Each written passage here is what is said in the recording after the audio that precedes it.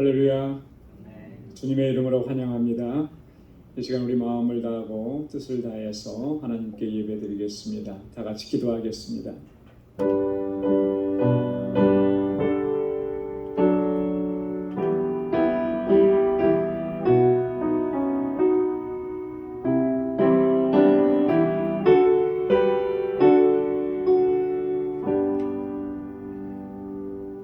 여호와는 은혜로우시며 의로우시며 우리 하나님은 자비하시도다.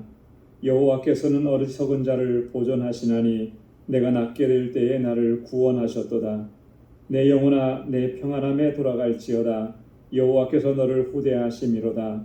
주께서 내 영혼을 사망에서 내 눈을 눈물에서 내 발을 넘어짐에서 건지셨나이다. 내가 생존 세계에서 여호와 앞에 행하리로다. 아멘. 은혜로우신 아버지 하나님, 지난 3일 동안도 저희들을 눈동자같이 지켜주시고 이 시험과 유혹과 환난이 많은 세상에서 믿음으로 살게 하심을 감사합니다. 모든 것이 하나님의 은혜였음을 이 시간 우리의 마음의 중심으로 고백하며 하나님께 찬양과 영광을 올려드립니다. 하나님을 예배하는 우리 심령을 주님께서 찾아와 주시고 주님의 위로와 평강을 더하여 주옵소서. 주님 안에 거하게 하시고 오직 여호와 하나님 주님만을 찬양하고 예배하는 저희들 되게 하여 주옵시고 우리의 예배를 기뻐 흠양하여 주옵소서. 예수님의 이름으로 기원하옵나이다. 아멘. 전능하사 천지를 만드신 하나님 아버지를 내가 믿사오며 그 외아들 우리 주 예수 그리스도를 믿사오니 이는 성령으로 잉태하사 동정녀 마리아에게 나시고 본디오 빌라도에게 고난을 받으사 십자가에 못 박혀 죽으시고 장사한 지 사흘 만에 죽은 자 가운데서 다시 살아나시며 하늘에 오르사 전능하신 하나님 우편에 앉아 계시다가 저리로서 산 자와 죽은 자를 심판하러 오시리라. 성령을 믿사오며 거룩한 공예와 성도가 서로 교통하는 것과 죄를 사하여 주시는 것과 몸이 다시 사는 것과 영원히 사는 것을 믿사옵나이다. 아멘. 찬양으로 하나님께 영광 돌리겠습니다. 내 평생 사는 동안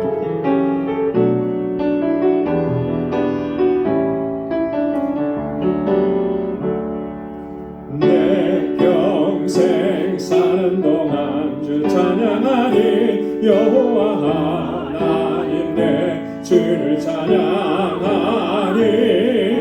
주님을 묵상함이 즐겁도다. 내 영혼 주 안에서 참 기쁘리. 내 평생 사는 동안 주 찬양하리. 여호와 하나님 내 주를 찬양하리. 주님을 묵상함이 즐겁도다. 내 영혼 주 안에서 참 기쁘리. 내 영혼아 주님을 송축하라. 내 영혼아 주님을 찬양하라. 내 영혼아 주님을 송축하라. 내 영혼아 주님을 찬양하라. 내 영혼아 주님을 송축하라. 내 영혼아 주님을 찬양하라. 내 영혼아 주님을 송축하라. 내 영혼아 주님을 찬양하라. 내 평생 사는 동안 주 찬양하리. 여호와 하나님 내 주를 찬양하리. 주님을 묵상함이 즐겁도다. 내 영혼 주 안에서 참 기쁘리. 내 영혼아 주님을 송축하라. 내 영혼아 주님을 찬양하라. 내 영혼아 주님을 송축하라. 영혼아 주님을 찬양하라. 내 영혼아 주님을 송축하라. 내 영혼아 주님을 찬양하라. 내 영혼아 주님을 송축하라. 내 영혼아 주님을 찬양하라. 아멘. 우리 온 마음을 다해서 영으로 주님을 찬양하기 소원합니다. 주 십자가를 주심으로 박수하면서 힘차게 찬양하겠습니다. 주 십자가를 지심으로 죄인을 구속하셨으니 그 피를 보고 믿는 자는 주의 진노를 면하겠네. 내가 그 피를 유월절 그 양의 피를 볼 때에 내가 너를 넘어가리라. 흉악한 죄인 괴수라도 예수는 능히 구원하네. 온몸을 피해 삼글 때에 주의 진노를 면하겠네. 내가 그 피를 유월절 그 양의 피를 볼 때에 내가 너를 넘어가리라. 심판할 때에 모든 백성 행한 일대로 복음받네. 죄 있는 자는 피를 믿게 주의 진노를 면하겠네. 내가 그 피를 유월절 그 양의 피를 볼 때에 내가 너를 넘어가리라. 구주의 사랑 크신 은혜 보혈의 능력 의지하세. 심판의 불이 내릴 때에 주의 진노를 면하겠네. 내가 그 피를 유월절 그 양의 피를 볼 때에 내가 너를 넘어가리라. 사절요. 구주의 사랑 크신 은혜 보혈의 능력 의지하세. 심판의 불이 내릴 때에 주의 진노를 면하겠네. 내가 그 피를 유월절 그 양의 피를 볼 때에 내가 너를 넘어가리라. 아멘. 모든 시험으로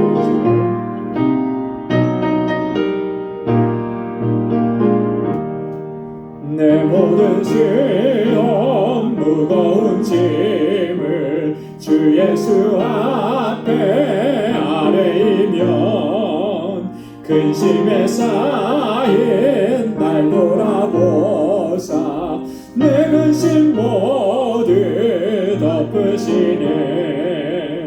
무거운 짐을 나홀로 지고 견디다 못해 쓰러질 때 불쌍히 여겨 구원해 주리.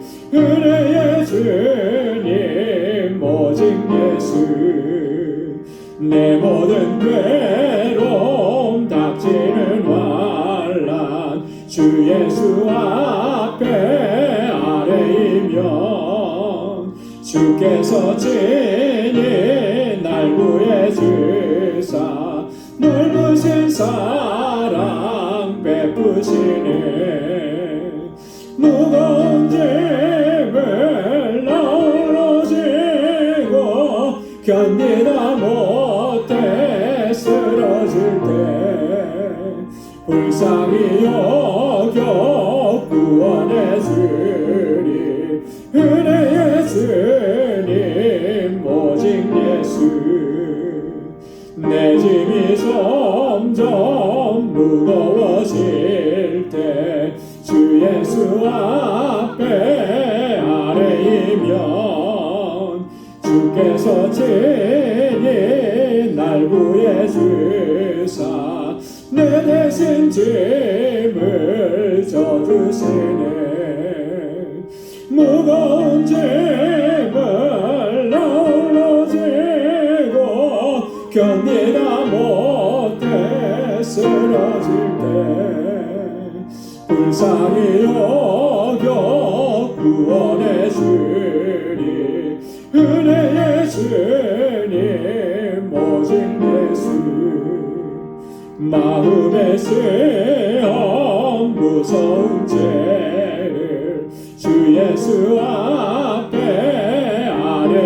아뢰이면 예수는 나의 능력이 되사 세상을 이길 힘드시네 무거운 짐을 나눠지고 견디다 못해 쓰러질 때 불쌍히 여겨 구원해 주리 은혜의 주님 오직 예수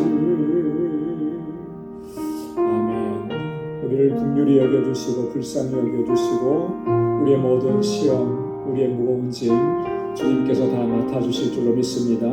이 시간 주님 앞에 우리 다 같이 통성으로 함께 기도하겠습니다. 교회를 위해서 또 직분자들을 위해서 각 기관들을 위해서 우리 주일학교와 유스그룹과 EM을 위해서 교사들을 위해서 또 우리 환우들을 위해서 우리 지체들을 위해서 또 우리 선교를 위해서 또 우리 알라메다 방주교회 위해서 오늘 이 시간 주님 앞에 가지고 나온 우리의 간절한 기도의 제목 이 시간 다 함께 주님 앞에 아뢰겠습니다.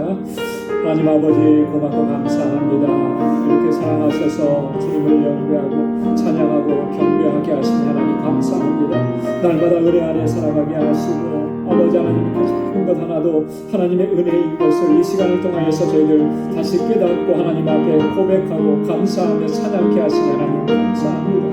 우리의 온 마음의 중심이 여호와 하나님을 향할 수 있게 하시고 우리의 온 중심을 향하여 다하여서 하나님을 경배하고 찬양하고 예배하는 저희들 되게 하옵소서. 이 시간도 저희들 마음을 같이 하나님 예배합니다. 저희들의 예배를 받아주시고 기도합니다. 저희들의 부르짖는 간구에 응답하여 주시고 하나님의 뜻을 쫓아 온전하게 행하시는 저희들 되게 하여 주옵소서. 주님께서 세워주신 우리 방주재단 이 믿음의 공동체가 정말 하나님의 기쁨과 하나님의 영광을 위해서 귀하게 쓰임받는 공동체가 되도록 도와주옵시고 성령으로 충만하게 하옵소서. 믿음의 역사를 이루어가는 종들이 되게 하옵시고 아버지 이 세대 가운데 하나님 복음을 전하며 생명의 빛을 전하는 진리의 등대가 되게 하시고 구원의 방주가 되게 하여 주옵소서. 우리 한 사람 한 사람을 성령으로 충만하게 하옵소서. 세워주신 주의 종들과 귀한 주의 일꾼들에게 능력과 권능을 덧입혀 주옵소서. 아버지 앞에 언제나 충성을 다하게 하고 헌신하게 하옵소서. 그 귀한 생김을 통하여서 우리 모든 지체들과 이 공동체가 아름답게 세워져 갈 수 있도록 도와주옵소서. 오 하나님 아버지 우리 각 기관들마다 은혜를 더하시고 모이기를 힘쓰게 하시고 주님의 주신 사명을 잘 감당하게 하옵시고 아버지 하나님 이끌어가는 모든 주의 종들에게 하나님의 능력과 권능으로 함께하여 주옵소서. 우리 주일학교와 유스그룹과 EM을 기억해 주옵소서. 아버지 하나님 저들이 정말 하나님 말씀 안에서 믿음 안에서 하나님 경외하고 하나님을 잘 섬기는 믿음의 아들과 딸들이 되게 하옵시고 늘 저들을 위해 수고하고 애쓰는 우리 교사들을 하나님께서 능력의 장중에 붙들어 주시고 주의 은혜와 복으로 아버지 가득히 채워 주옵소서. 오 하나님 아버지 우리 사랑하는 지체들을 위해서 기도합니다. 우리 인생의 무거운 짐으로 인하여서 고통하고 신음하는 주님의 자녀들을 하나님 만져주시고 위로하여 주시고 저희의 무거운 짐을 주님께서 맡아주시고 아버지 저희에게 참된 평안을 허락하여 주옵소서. 육신의 연약함 때문에 하나님 앞에 부르짖어 기도합니다. 치유의 은혜를 허락하여 주옵소서. 우리 가족들 우리 식구들 우리 자녀들의 구원을 위해서 기도합니다. 하나님 구원의 역사를 허락하여 주옵소서. 아버지 하나님 하나님 우리 사랑하는 성도들의 믿음의 기업들을 든든하게 지켜주시고 아버지 저들의 삶이 복에 근원된 삶을 살아갈 수 있도록 인도하여 주옵소서. 지금도 세계 곳곳에서 복음을 전하는 당신의 귀한 종들을 하나님 능력의 장중에 붙들어 주시고 특별히 알라메다 방주교회 주님 세우소서오니 아름답게 세워져 가게 하시며 그 지역의 영혼들을 구원하는 이 사명 잘 감당하게 하옵시고 우리 선교사님과 모든 함께하는 동역자들을 능력의 장중에 붙들어 주시옵소서. 오늘도 주님 앞에 나와서 간절하게 기도합니다. 사모하는 마음으로 주님 앞에 엎드렸습니다. 주의 종들의 기도마다 저들의 눈물을 보시고 아버지 하나님 저를 감찰하여 주옵시고 주의 은혜를 더하여 주시고 아버지 날마다 하나님의 은혜 안에 살아가게 하시며 주님과 동행하는 삶을 살아갈 수 있도록 도와주옵소서. 오늘도 하나님 말씀 앞에 세워주시니 감사합니다. 우리의 마음밭을 기경하여 주시고 성령으로 충만하게 하셔서 하나님 들려주시는 말씀으로 새롭게 결단하고 은혜로 충만해지는 귀한 시간 되도록 주님 역사하여 주옵소서. 모든 것 감사하옵고 예수님의 이름으로 간절히 기도드리옵나이다. 아멘. 할렐루야. 귀한 응답을 허락해 주실 줄로 믿습니다. 이 시간 우리 하나님의 말씀을 함께 또 묵상하도록 하겠습니다.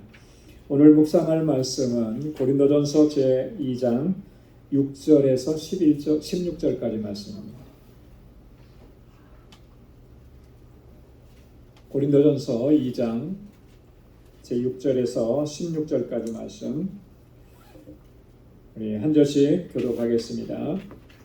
그러나 우리가 온전한 자들 중에서 지혜를 말하노니 이는 이 세상의 지혜가 아니요 또 이 세상에 없어질 관원의 지혜도 아니요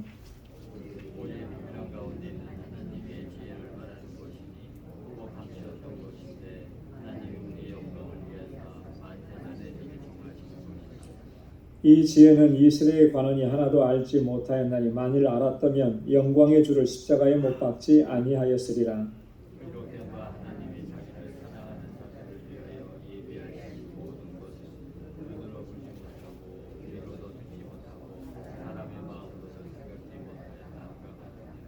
오직 하나님이 성령으로 이것을 우리에게 보이셨으니 성령은 모든 것 곧 하나님의 기쁜 것이라도 통달하시느니라.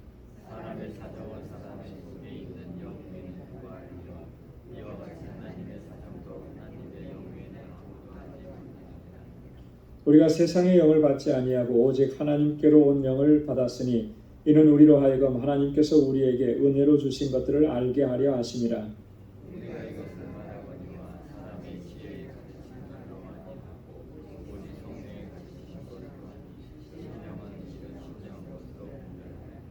육에 속한 사람은 하나님의 성령의 일을 받지 아니하나니 저희에게는 미련하게 보이며 또 깨닫지도 못하나니 이런 일은 영적으로라야 분별함이니라.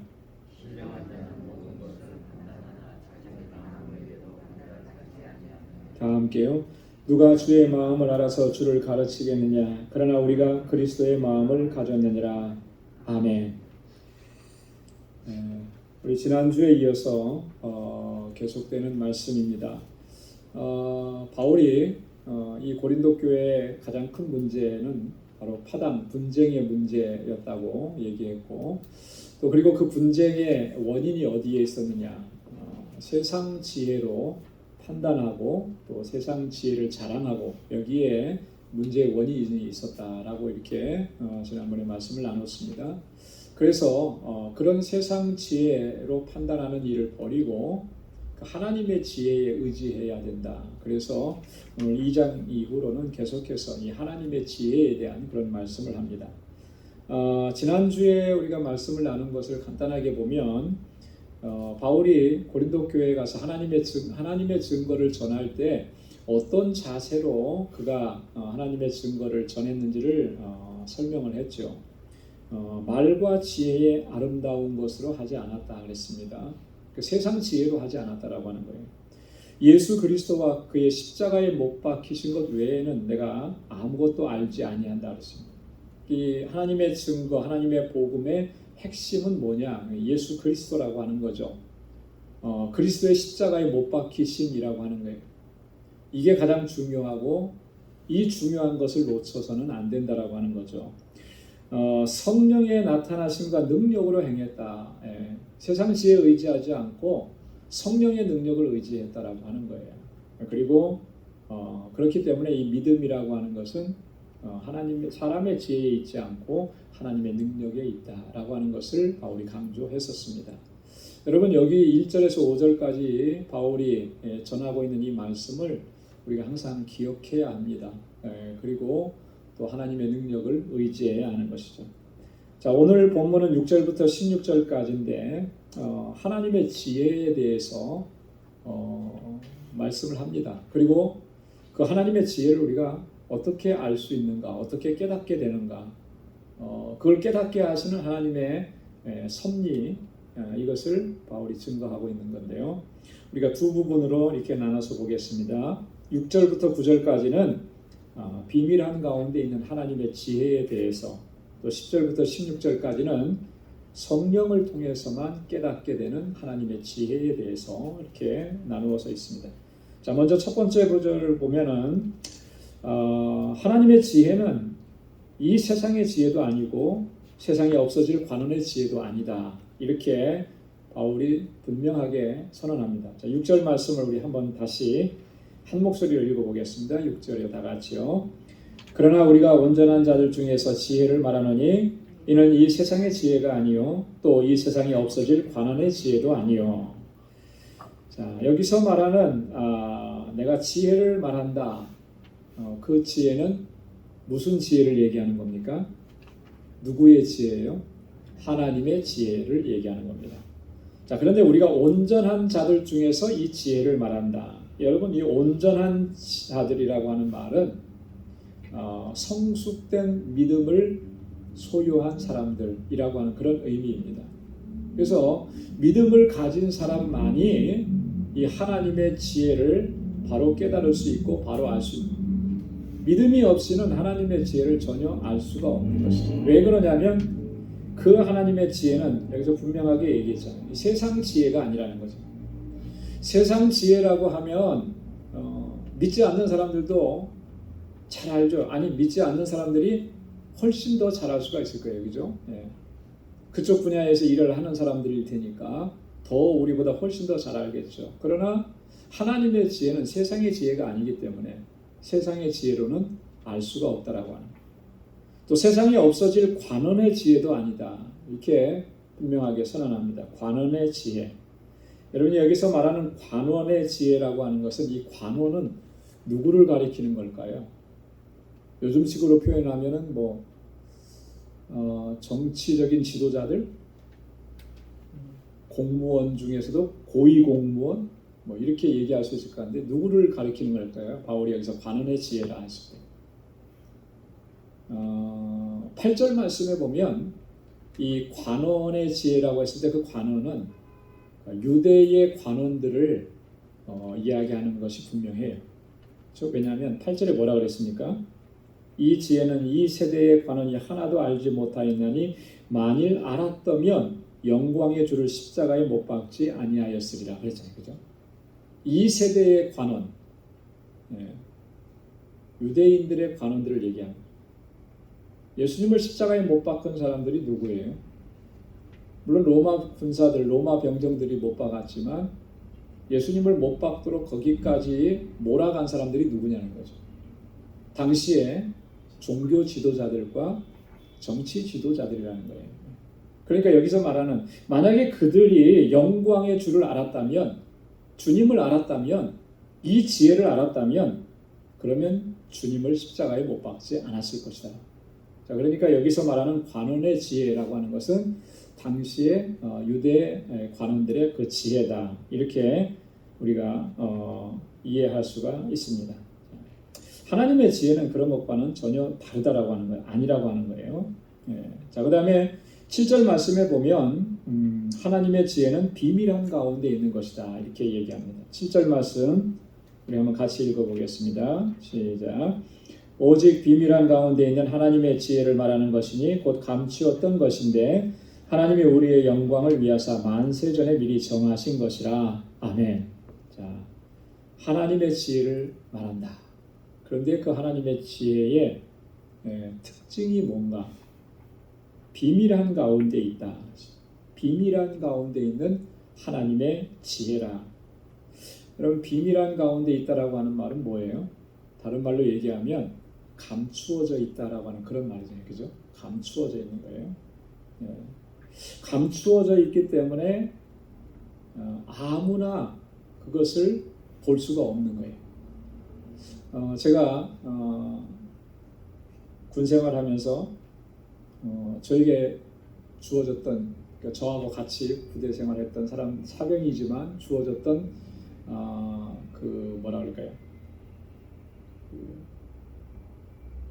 그걸 어떻게 표현해야 될지 모르겠어요. 주어진 그런 자격이 하나 있었어요. 그게 뭐냐면 비밀을 취급할 수 있는 자격. 2급 비밀 취급 인가증이라는 걸 가지고 있었어요. 그러니까 군대 안에서 2급 비밀까지는 열람할 수 있고 볼 수 있는 그런 허가증이에요.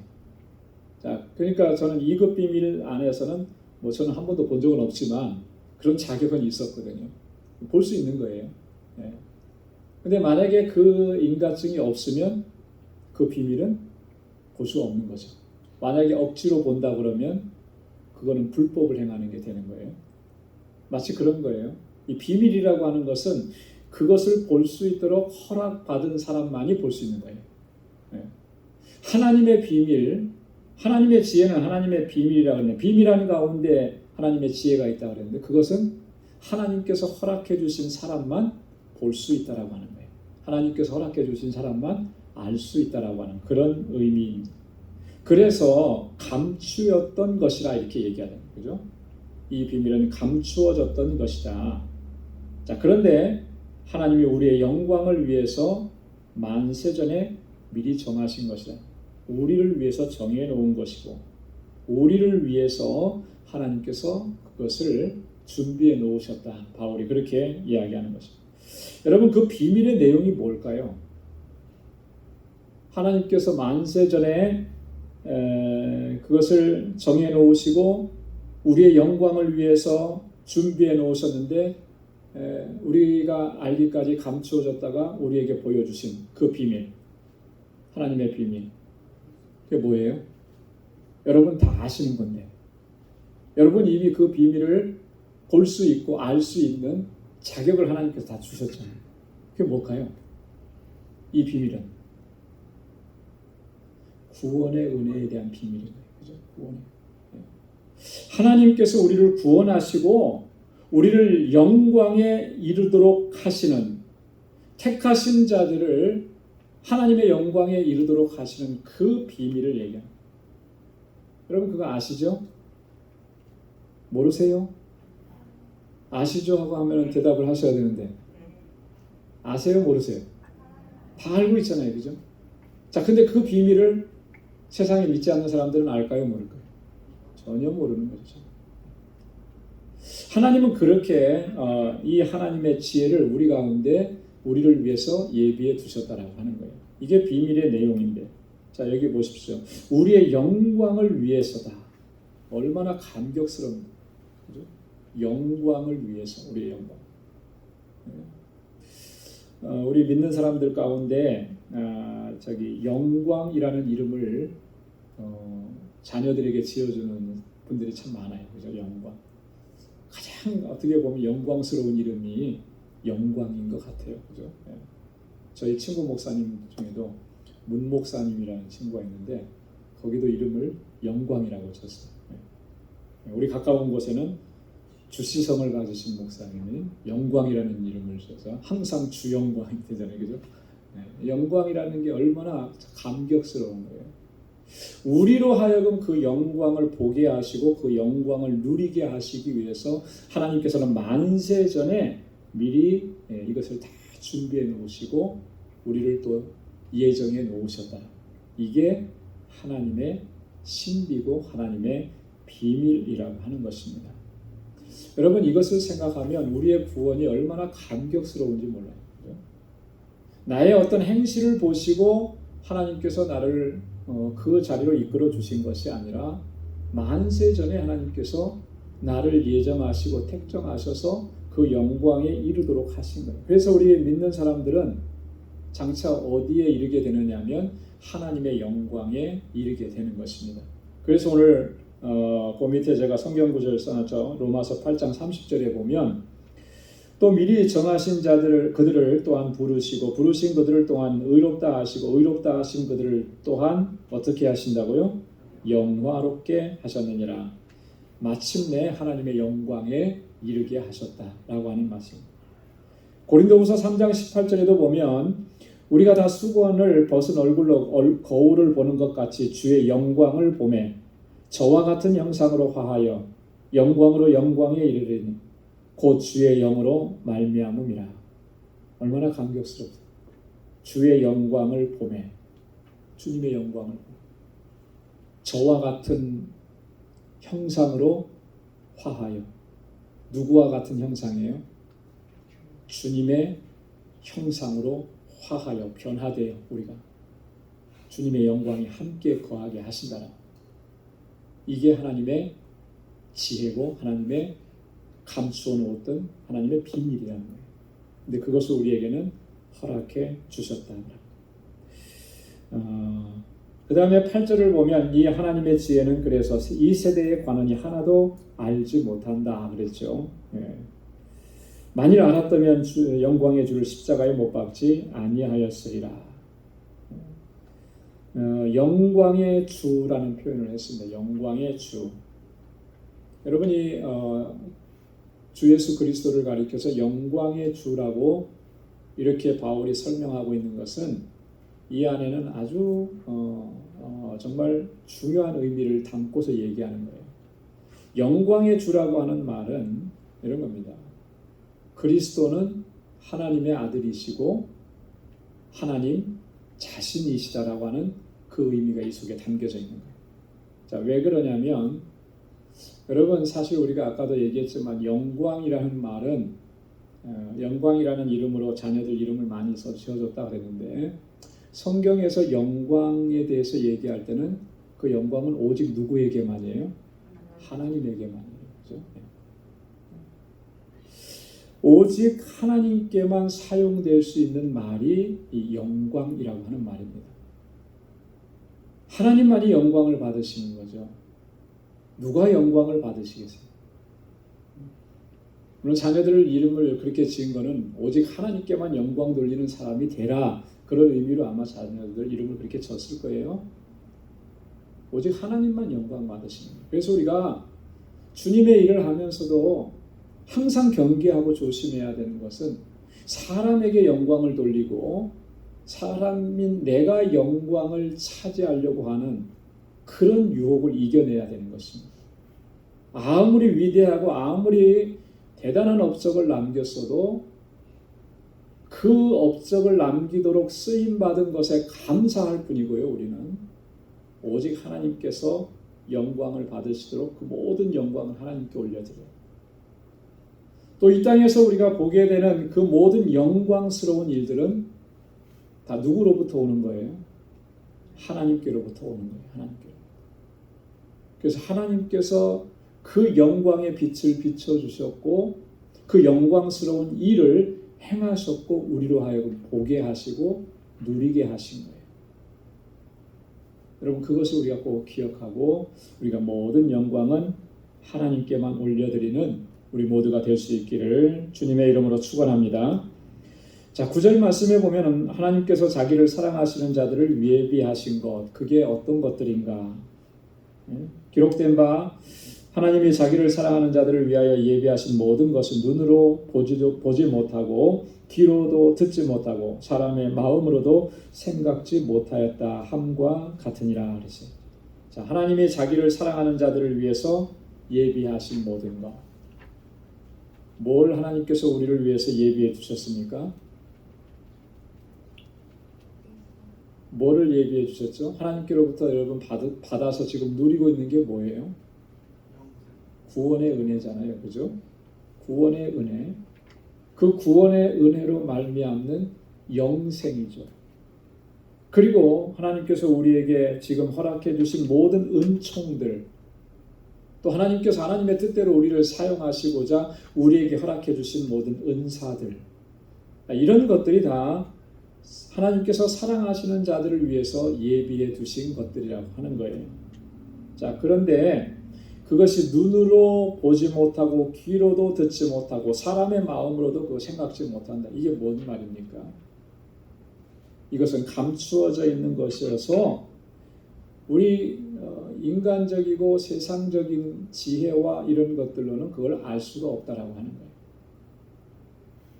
우리도 때때로 그럴 때가 많이 있죠. 하나님께서 우리에게 베풀어 주신 은혜가 얼마나 많은데 육신의 생각에 사로잡혀서 하나님께서 주신 그 소중하고 값지고 귀한 것들을 깨닫지 못할 때가 너무나 많아요. 그렇지 않습니까? 여러분, 우리가 하나님의 주신 은혜를 다 깨닫고 다 알고 그래서 감사한다고 생각할지 모르지만 그거는 굉장한 교만이에요. 우리 다 깨닫지 못하고 있어요. 왜?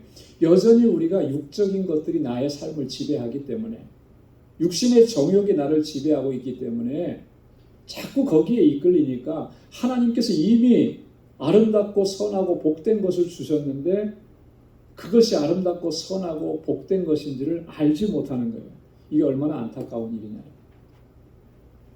그래서 우리가 정말 하나님께서 주신 그 모든 것들이, 우리가 모든 것이 하나님의 은혜입니다라고 하는 이런 고백이 그 상투적인 고백이 되지 않고 정말로 그것이 하나님의 은혜인 것이 깨달아져서 알아져서 하나님 앞에 그렇게 감사하고 영광 돌릴 수 있는 우리 모두가 될 수 있기를 소망합니다.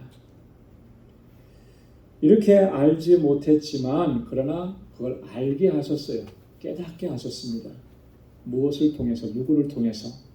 성령을 통해서. 자, 그래서 이 10절 이하에서는 성령을 통해서 깨닫게 하신 그 하나님의 지혜에 대해서 바울이 이야기합니다. 10절 말씀 우리 다 함께 같이 읽어보도록 하겠습니다. 시작. 오직 하나님의 성령으로 이것을 우리에게 보이셨으니 성령은 모든 것 곧 하나님의 깊은 것이라도 통달하시느니라. 아멘. 자, 성령으로 이것을 우리에게 보이셨다. 그러니까 이 말은 성령이 아니시고는 볼 수 없다라고 하는 거예요. 깨달을 수 없다라고 하는 것이죠. 성령께서 우리 안에서 역사하셔서 하나님께서 나를 위해서, 우리를 위해서 예비해 놓으신 그 아름답고 복되고 귀한 것들, 그 은혜들을 깨닫게 하셨다라고 하는 그런 귀한 말씀인 것입니다. 하나님의 비밀은 오직 성령을 통해서만 깨달을 수 있는 것입니다. 그래서 우리는 항상 하나님 앞에 간구하면서 그렇게 나아가야 될 것은 성령을 통해서 하나님께서 주신 은혜와 가장 귀하고 값지고 선한 것들을 바로 볼 수 있고 바로 깨닫게 해 주십시오. 우리가 그렇게 기도해야 돼요.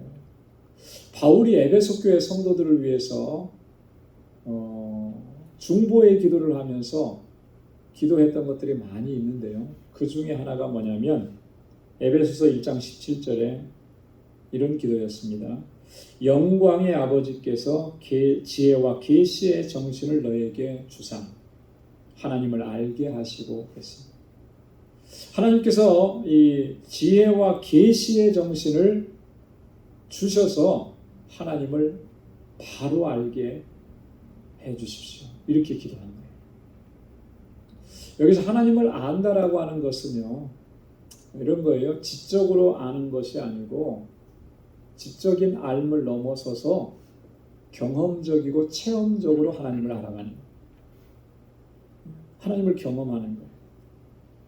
하나님께서 나에게 어떻게 역사하셨고 어떤 은혜를 베풀어 주셨는지를 경험적으로. 여러분, 이 경험적으로 체험적으로 알아가려면 뭐가 필요하겠습니까? 그것을 내가 경험한다. 하나님이 어떤 일을 행하셨는지, 하나님이 어떤 분이신지 그걸 내가 체험한다. 그러면 그걸 체험할 수 있기 위해서는 전제되는 게 뭐가 있어야 돼요? 뭐겠습니까? 그건 말씀의 순종이에요. 순종. 말씀을 붙잡고 순종하는 삶으로 나아가지 않으면 결코 우리는 하나님을 경험적으로 알아갈 수가 없어요. 물론 지식적으로는 알아갈 수가 있습니다. 순종하지 않아도. 왜요? 성경 공부 많이 하면, 성경 많이 읽으면 지식적으로는 알아갈 수가 있어요. 그러나 그 지식적으로만 알아가는 것이 그 사람의 능력이 되느냐 하면 결코 능력이 될 수가 없는 거예요. 경험적으로 하나님을 알아가야 돼요. 근데 그 경험적으로 하나님을 알 때 거기는 반드시 필요한 게 순종이라고 하는 겁니다. 여러분, 그래서 말씀에 순종하면 그 말씀을 통해서 역사하시는 하나님을 체험할 수가 있는 거예요. 그렇게 체험되기 시작하면 순종하는 삶이 무거운 것이 되지 않고, 그죠? 기쁨이 되는 것이죠. 기쁨이 되는. 전에도 한번 말씀드린 것 같은데, 이 피지에 가서 사역하시는 선교사님에 대한 얘기를 제가 잠깐 했었는데요. 그분이 그 공영방송에서 인터뷰한 것을 다 하고 나서 아쉬움이 많이 남아서 다시 따로 인터뷰를 제작을 해서 본인들이 이렇게 유튜브에 올렸더라고요. 그 내용이 뭐냐면 공영방송이기 때문에 선교사의 삶을 살아가는 것을 다 다루지를 못해서 너무 아쉬웠더라고요. 오지에 가서 어려운 사람들 도와주는 거 그것만 이렇게 다루고 선교사와 기독교적인 색채 이런 걸 다 빼버리니까 많이 아쉬웠다라고 하는 거예요. 근데 이분이 그런 얘기하는 거예요. 왜 이렇게 내가 고난의 길을 걷고 힘든 일을 하고 어려운 일을 하고 그렇게 하게 되는가? 그렇게 하는 이유는 단 하나라고 하는 거죠. 하나님의 사랑, 하나님의 은혜, 그것을 경험했기 때문에, 체험하기 때문에 그것을 나누는 거라. 그런 경험과 체험이 없으면 어떻게 이런 삶을 살아갈 수가 있고, 또 그 오지에 가서 사랑하고 섬기라고 하는 그런 주님의 명령에 순종할 수가 있겠습니까? 근데 그 아버지 때 그렇게 하셨는데 그 아들 때에도 그걸 똑같이 이어가는 거예요. 너무나 감격스러워요. 선교지에서 대를 이어서 같은 자리에서 같은 사람들을 섬기는 거예요. 젊었을 때 얼마나 꿈을 펼치고 싶고 세상에서 성공하고 싶고 뭐 그런 꿈이 왜 없겠습니까? 근데 그것보다 더 소중하고 귀한 것은 하나님의 뜻을 이루어가는 것이라는 거죠. 여러분, 그렇게 말씀에 순종할 때 우리는 하나님을 경험적으로 알아가는 겁니다. 그러면 그 기쁨은 말로 표현할 수가 없는 것이죠. 오직 성령으로, 하나님의 성령으로 이것을 우리에게 보이셨다. 그래서 바울이 에베소 교회 성도들을 위해 기도한 것처럼 우리도 하나님 앞에 정말 우리에게 지혜와 계시의 정신을 주셔서 하나님을 바로 알 수 있게 또 바로 섬길 수 있도록 인도해 달라고 우리가 그렇게 간구해야 하는 것입니다. 여러분, 성령은 하나님의 깊은 것이라도 통달하신다 그랬잖아요. 하나님의 깊은 것이라는 게 뭐겠습니까? 하나님의 뜻과 섭리잖아요. 특별히 구원의 계획과 섭리를 의미하는 것입니다. 하나님께서 나 같은 죄인을 왜 구원해 주셨는지, 그죠? 깨닫게 하신 거예요. 그거 깨달아지니까 너무나 감격스러워서 오지에도 갈 수가 있는 것이죠. 성령이 우리 안에서 그렇게 역사하시는 것입니다. 자, 하나님의 사정은 하나님의 영 외에 아무도 알지 못한다. 11절에 성령의 역사하심을 좀 더 설명을 합니다. 자, 사람의 사정을 사람의 속에 있는 영 외에 누가 알리요? 이와 같이 하나님의 사정도 하나님의 영 외에는 아무도 알지 못하느니라. 여러분, 우리 속 사람, 나에 대해서 가장 잘 아는 게 내 안에 있는 영이죠. 그죠?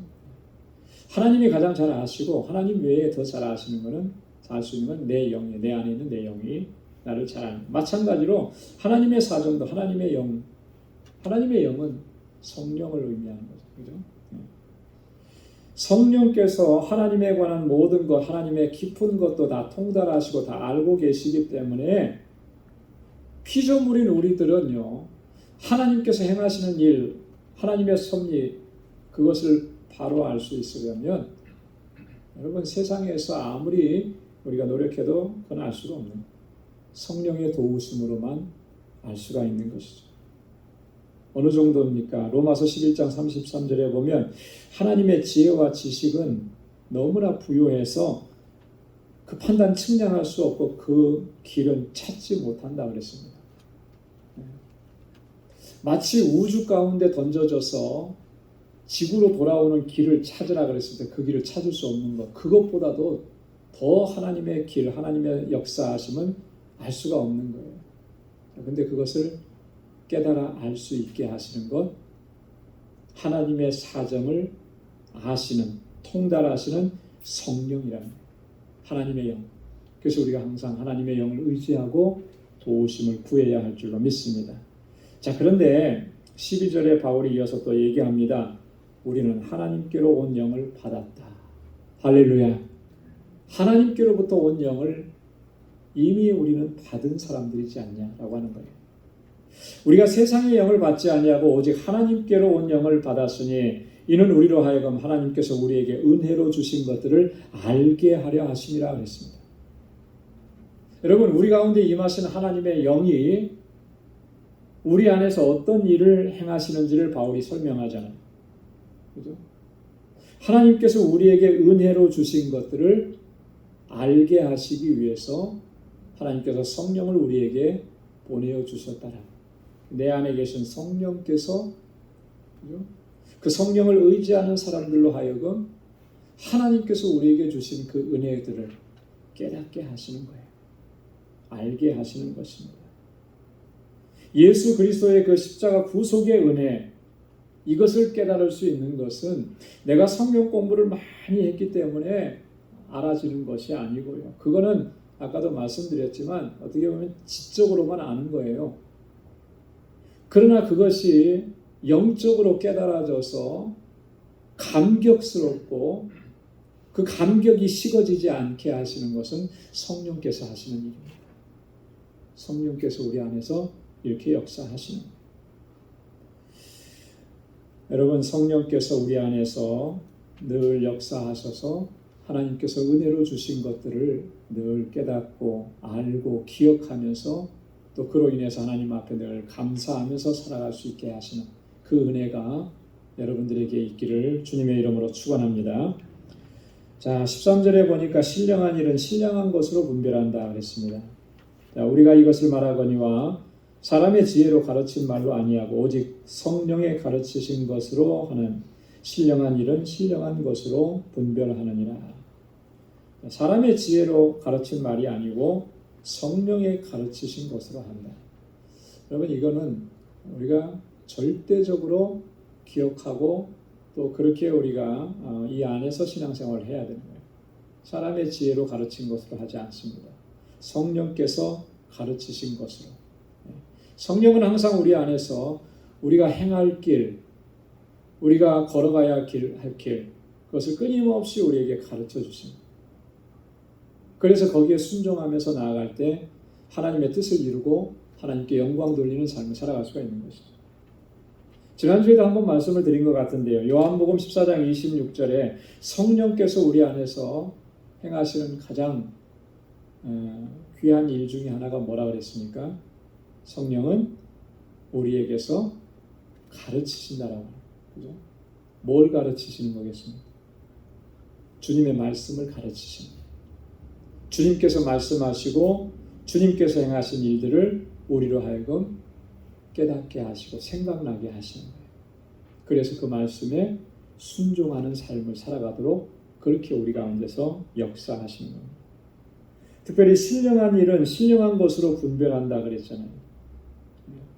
이거는 영적인 일은 영적인 사람들에 의해서 해석되어지고 판단되어진다, 그런 의미입니다. 신령한 일이라고 하는 것은 영적인 일. 여러분, 영적인 일을 누가 분별할 수가 있겠습니까? 영적인 사람만이 분별할 수 있는 거예요. 영적인 일을 육적인 사람이 분별할 수가 없는 것이죠. 내가 만약에 육에 사로잡혀 산다면 그 영적인 일을 깨달을 수도 없고 분별할 수가 없는, 그게 원리인 것입니다. 그렇기 때문에 교회 안에서도 늘 다툼과 분쟁이 일어나는 이유가 뭐겠습니까? 영적인 사람과 육적인 사람이 같이 있기 때문에 그래요. 이게 사실은 교회가 어려움을 겪는 가장 중요한 요인 중에 하나예요. 모두가 다 영적인 사람이라면 분쟁할 이유가 하나도 없죠. 왜요? 영적으로 보는 것은 다 똑같은 거니까. 그죠? 하나님께서 역사하시는 것을 보는 관점은 다 똑같아요. 근데 그게 그렇게 되지 않는 이유는 육적으로 보는 사람들이 있기 때문에 그런 거예요. 그래서 문제가 생기는 거예요. 여러분, 그렇다면 나는 과연 영적인 사람인가 육적인 사람인가? 영적인 눈으로 보는가 육적인 눈으로 보는가? 여러분, 자기 자신을 우리가 살피는 것은 너무나 중요한 것입니다. 우리가 육적인 눈으로 보면요, 참 그거는 안타깝고 불행한 일인 거죠. 왜요?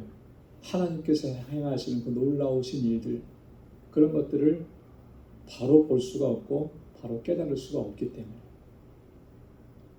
그 하나님께서 내 안에서 성령으로 역사하셔서 성령을 통해서 깨닫게 하시고 알게 하시는 것들을 바로 볼 수 있도록, 그래서 바르게 하나님을 섬길 수 있도록 우리가 주님 앞에 늘 겸손하게 나아가야 할 줄로 믿습니다. 자, 육에 속한 사람들은 그럼 어떤가? 자, 14절에 뭐라고 얘기했습니까? 육에 속한 사람은 하나님의 성령의 일을 받지 아니하나니 저에게는 미련하게 보이며 또 깨닫지도 못하나니 이런 일은 영적으로 하여 분별함이니라. 아주 명확하게 바울이 얘기했습니다. 그죠?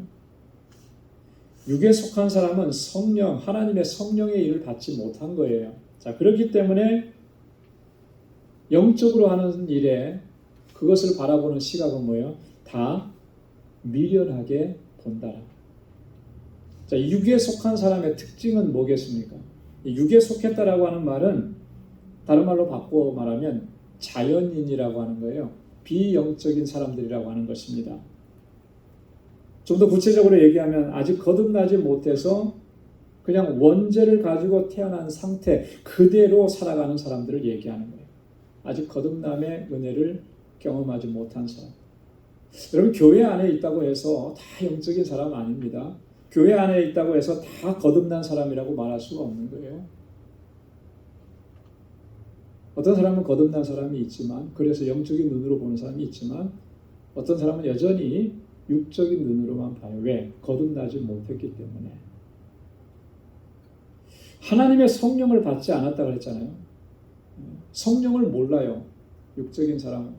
그렇기 때문에 성령으로 하는 일들을 깨달을 수가 없는 것이고, 열심히 한다고 하는데 그것이 성령의 일을 방해하는 결과를 초래하기도 하는 거예요. 이게 굉장히 심각한 것입니다. 하나님의 지혜이신 예수 그리스도께서 행하신 일들을 미련한 것으로 여긴다 그랬잖아요. 미련한 것으로. 미련한 것. 하나님의 구원의 역사, 예수님께서 십자가에 달려 돌아가셔서 우리를 구원하신 역사를 그걸 어리석은 일로 여기는 거예요. 우리가 지난번에 고린도전서 1장 23절 말씀 나눴었는데, 자, 십자가에 못 박힌 그리스도, 바울은 그리스도를 전했는데 유대인들은 그것을 뭐로 여긴다 그랬습니까? 꺼린다 그랬잖아요. 그죠? 헬라인들은 그것을 뭐라고 한다 그랬죠? 헬라인들의 눈에 보일 때 그것은 미련한 것이다 그랬어요. 미련한. 자, 헬라인들이 바라보는 관점, 그게 육에 속한 사람들의 관점인 것이죠. 이게 깨닫지 못하는 것이죠. 이게 얼마나 안타깝다. 왜 그렇습니까? 영적인 일은, 이런 일은 다 영적인 일인데 영적으로만 분별할 수 있기 때문에 하나님의 섭리와 역사는 그렇다. 예.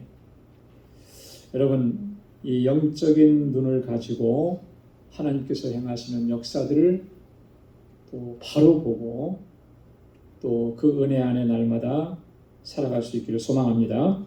자, 15절에 보면, 자, 신령한 자는 모든 것을 판단하나 자기는 아무에게도 판단을 받지 아니하느니라. 자, 신령한 사람이라고 그랬습니다.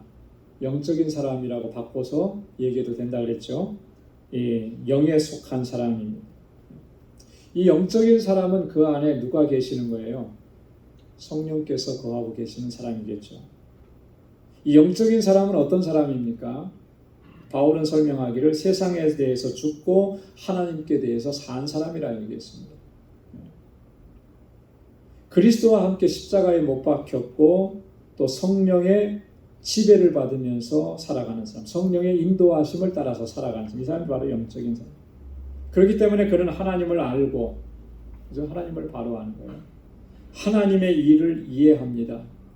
하나님께서 행하시는 일들을 잘 알아요. 이해합니다. 그리고 하나님의 사역을 하나님께서 맡겨주실 일들을 하는 사람, 행하는 사람, 그 사람이 바로 영적인 사람, 신령한 사람이에요. 자, 근데 신령한 사람들은 모든 것을 판단한다. 이 판단한다라고 하는 말은 뭐냐면 분별한다라고 하는 그런 의미예요. 분별한다. 뭐가 하나님의 일이고 뭐가 세상 일인지 그것을 잘 분별하는 거예요. 자, 자기는 그런데 아무에게도 판단받지 않는다. 여기서 뒤에서 말하는 판단이라고 하는 것은 이런 거예요. 사람이 재판정에 서서 판사에게 판결을 받는. 근데 여기 보면 아무에게도 판단받지 않는다 그랬잖아요. 근데 이 아무에게도가 누구를 가리키는가? 여기서 말하는 이 아무에게도는 세상 사람들을 의미하는, 자연인을 의미하는, 영적인 사람은 세상으로부터 판단받지 않는다라고 하는 거예요. 영에 속한 사람은 어떤 사람들, 세상의 사람들로부터 마치 그 재판정에서 신문을 받듯이 그런 판단을 결코 받지 않는다라고. 뭐 이렇게 뭐 좋은 일하고 안 좋은 일하고 뭐 이런 것들로 판단받는 이런 의미가 아니고 그가 영적으로 살아가는 그 삶에 대해서 세상의 판단을 받지 않는다라고 하는 거죠. 받을 수도 없다라고 합니다. 여러분, 사람을 판단하시는 이는 누구예요? 오직 하나님 한 분뿐이신 거예요. 하나님이 그를 판단하시는 거죠. 그래서 바울이 이 고린도전서 후반부에서 그렇게 얘기했습니다. 고린도전서 4장 4절에 좀 뒤에 보면 내가 자책할 아무것도 깨닫지 못하나 그러나 나를 인하여 의롭다함을 얻지 못하노라. 바울이 복음을 전하면서 참 최선을 다했고 바르게 하나님의 뜻대로 행했습니다. 이 부분에 있어서는 아주 자신할 수 있는 거예요. 그래서 바울이 그런 얘기를 한 거죠. 내가 자책할 만한 아무것도 내가 알지 못하겠다. 나름대로 최선을 다했다. 그러나 그것을 인해서 내가 의롭다함을 얻지 못한다는 거예요. 왜 그렇게 했습니까? 내 스스로는 그렇게 얘기할 수 있고 사람들이 나를 그렇게 평가해 줄 수 있을지 모르지만 나를 판단하시는 분은 누구라는 거예요?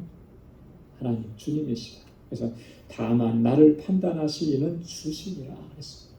주님이 나를 판단하시는 거죠. 여러분, 이 주님이 나를 판단하신다라고 했을 때 참 우리는 두렵고 떨리는 마음을 갖지 않을 수가 없습니다. 그죠?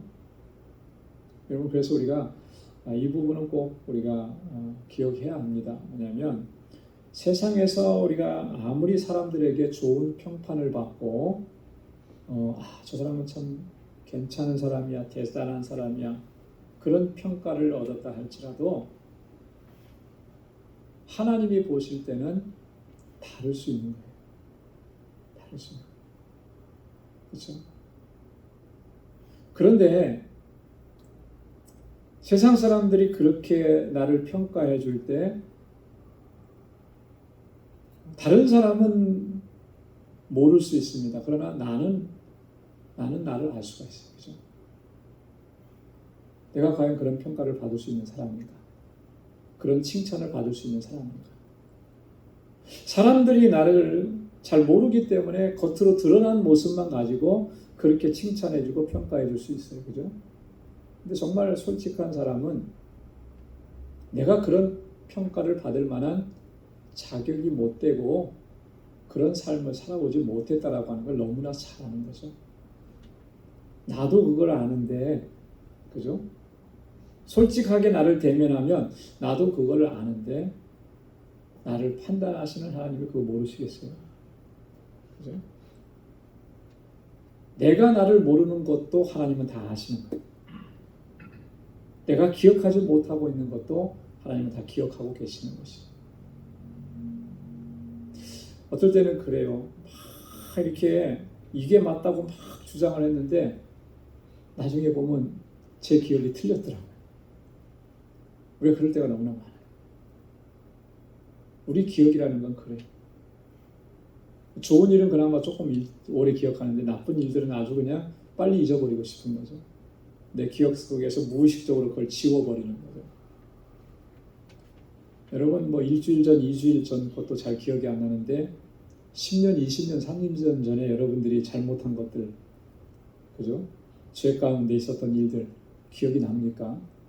다 잊어버려서 기억이 없어요. 근데 만약에 하나님의 심판대 앞에 선다면 그런 것들도 다 하나님께서는 아시는 거죠. 그래서 하나님의 판단은 아주 정확한 거예요. 나를 판단하시는 하나님 앞에 어찌 그렇기 때문에 우리가 겸비하게 서지 않을 수 있겠느냐. 나를 평가하시는 그분 앞에서 내가 어떻게 나를 나타내고 자랑할 수 있겠느냐. 결코 그럴 수 없는 거예요. 우리가 항상 겸비해야 되는 것이 바로 거기에 있는 것입니다. 자, 마지막으로 16절에서는 바울이 또 이렇게 얘기합니다. 근데 하나님께서 우리에게 주신 은혜가 너무나 감사한 것은 이런 거라는 거예요. 자, 16절 말씀 한번 같이 읽겠습니다. 누가 주의 마음을 알아서 주를 가르치겠느냐. 그러나 우리가 그리스도의 마음을 가졌느니라. 아멘. 이 앞부분에 있는 누가 주의 마음을 알아서 주를 가르치겠느냐라고 한 이 말은요. 이사야 40장 13절에 있는 말씀을 바울이 인용해서 하는 이야기입니다. 이사야서 40장 13절에서는 여기 기록해 놓으신 대로 누가 여호와의 신을 지도하였으며 이렇게 해서 여호와의 신이라고 이사야는 이야기했는데 바울은 그 본문을 가지고 오면서 그리스도의 마음이라 이렇게 표현을 했어요. 그러니까 여호와의 신, 여호와의 신은 뭐예요? 성령을 의미하죠. 그죠? 그러니까 바울이 그리스도의 마음이라 이렇게 표현한 것은 다른 말로 얘기하면 하나님의 성령을 의미하는 것입니다. 그래서 우리가 그리스도의 마음을 가졌다. 우리 안에 성령이 계시다라고 하는 거죠. 그 성령이 계셔서 우리로 하여금 하나님의 지혜를 깨닫게 하시고 하나님께서 우리에게 주신 선하고 아름답고 복된 것을 알게 하시고 그런데 여전히 우리가 세상의 지혜를 자랑하고 그것을 의지한다면 그래서 이렇게 교회가 분란을 일으켜 파당이 일어나게 된다면 그게 있을 수 있는 일이겠느냐 라고 바울이 지적하면서 교훈하는 그런 말씀입니다. 여러분 내 안에 계신 성령 의지해서 하나님의 지혜를 바로 깨닫고 또 바르게 하나님을 섬겨갈 수 있는 저와 여러분들이 다 될 수 있기를 주님의 이름으로 축원합니다. 기도하겠습니다. 은혜가 풍성하신 아버지 하나님 감사합니다. 오늘도 저희들을 사랑하셔서 또 말씀 앞에 세워주시고 하나님의 귀한 말씀으로 우리로 하여금 깨닫게 해주셔서 감사합니다. 하나님의 은혜와 하나님의 사랑, 나를 구원하셔서 하나님의 거룩한 백성이 되게 하시는 이 놀라우신 계획과 섭리를 창세전부터 계획하시고 또 이루어 오시고 우리가 그 은혜를 누리게 하신 하나님의 역사하심을 바로 알 수 있도록 도와주옵소서. 우리 안에 계신 성령께서 하나님 바로 깨닫게 해주시고 하나님의 말씀대로 온전한 순종으로 나아갈 수 있도록 우리 이끌어 주옵소서. 그래서 오직 주님의 영광을 위해서 살아가는 주의 신실한 백성들이 되도록 저희를 인도하여 주옵소서. 이제는 우리 주 예수 그리스도의 무한하신 은혜와 하나님 아버지의 크고 놀라우신 사랑과 성령의 위로 교통 충만하심의 역사가 하나님의 뜻대로 믿음으로 살아가기로 결단하는 우리 방주의 모든 믿음의 권속들과 또 저들의 가정과 직장, 생업의 터전과 학업 위에 이제로부터 영원까지 함께 하시기를 간절히 축원하옵나이다. 아멘.